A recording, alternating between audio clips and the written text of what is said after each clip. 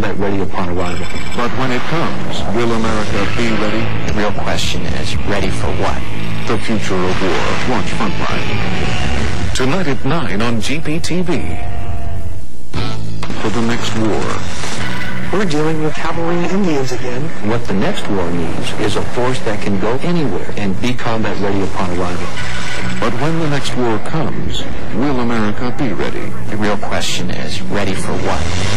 Tonight on Frontline, the future of war. There is no nation to bail us out if we get this wrong.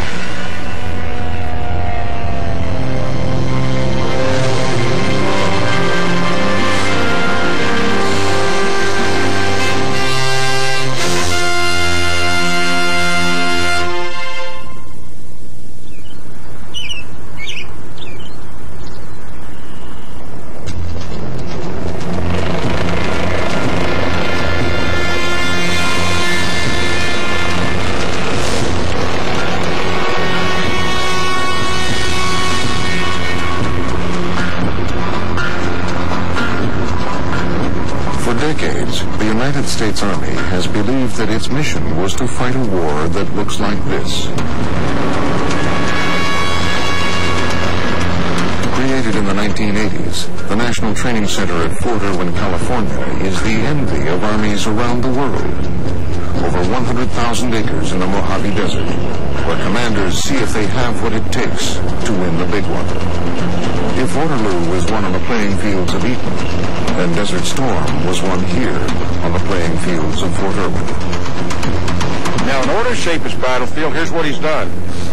He wants to compel the enemy to move into this portion of the battlefield where he wants to kill him. He wants to decisively defeat the brigade one battalion task force at a time. Okay, look, we're going to head out in here. We're going to come over here down to... Colonel John Rosenberger is commander of the opposition force, the Red Team at Fort Irwin, which lives here year-round and has home field advantage. We want an opposing force that will make this brigade pay for every mistake they make. Hey, remember the last time that we had a mission like this, that we lost our infantry squad? Look at that terrain right there. Visiting blue teams come from U.S. Army bases across the country to attend Fort Irwin in 2-week rotations. The war games rely on a sophisticated laser tracking system to keep an exact count of men killed or wounded and equipment destroyed. Hey, where's RTO at? He's dead. He's dead?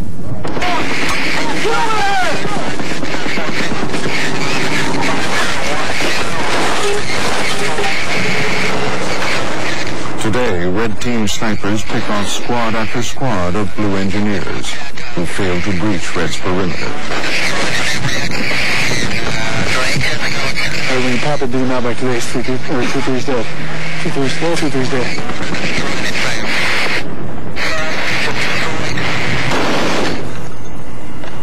The Red Team at the National Training Center has been called the best Soviet regiment in the world.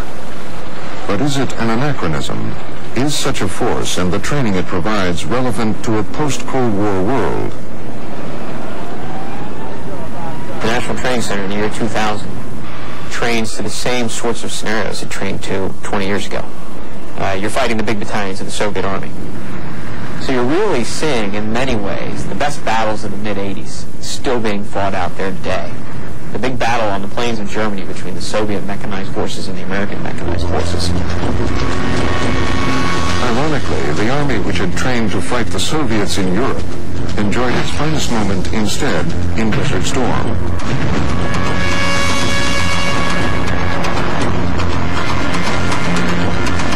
The Gulf War was the last of the great machine age wars. It was a war fought with large, linear armored formations, and the prospects in the precision age of that happening here are no more likely than to see the long lines of linear infantry formations that we saw in the Civil War ever happening again.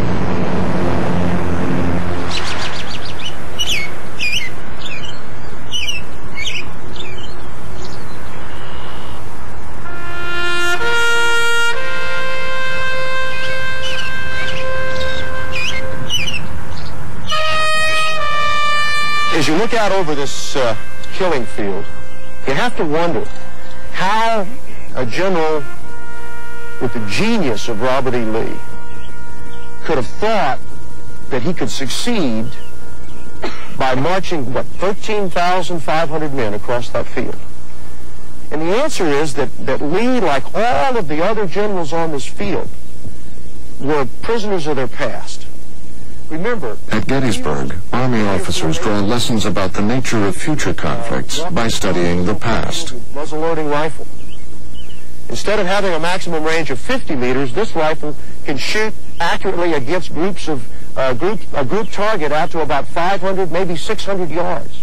So the result was the terrible slaughter that we witness out on this battlefield, because the generals of the era just didn't get it.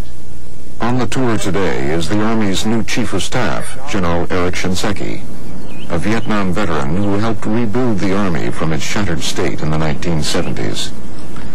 6 divisions and 3 corps up here for this piece of ground. Shinseki was wounded twice in 2 tours in Vietnam. In his last fight, he lost most of his right foot, but petitioned to stay in the Army. Today, he is leading what he hopes will be a new Army transformation.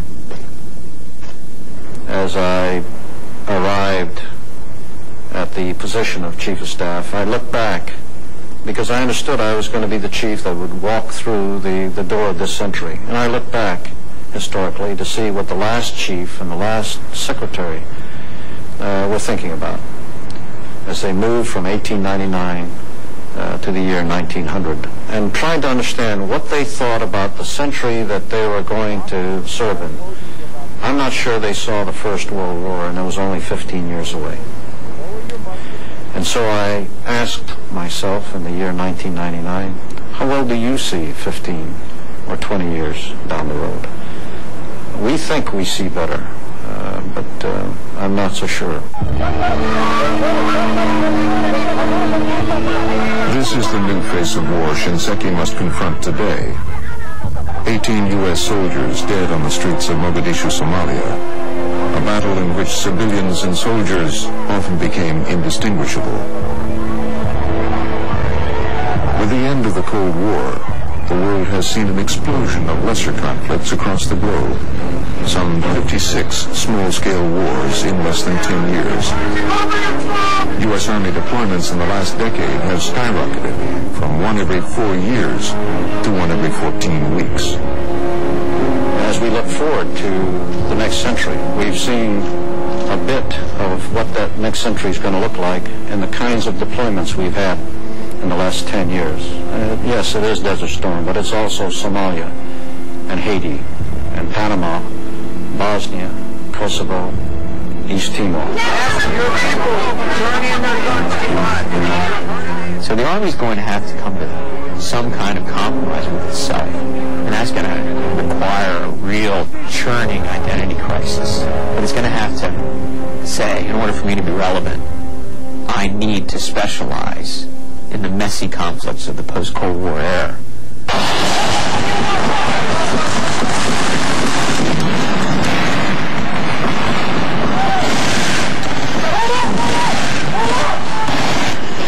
At the Joint Readiness Training Center in Fort Polk, Louisiana, the Army tries to replicate those messy conflicts.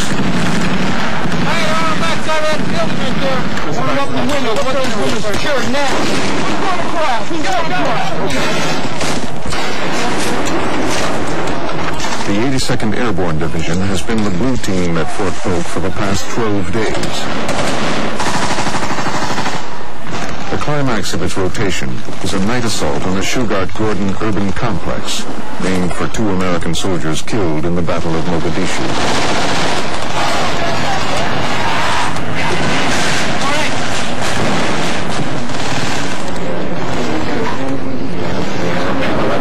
Jeff Jarkowski is the Red Team commander.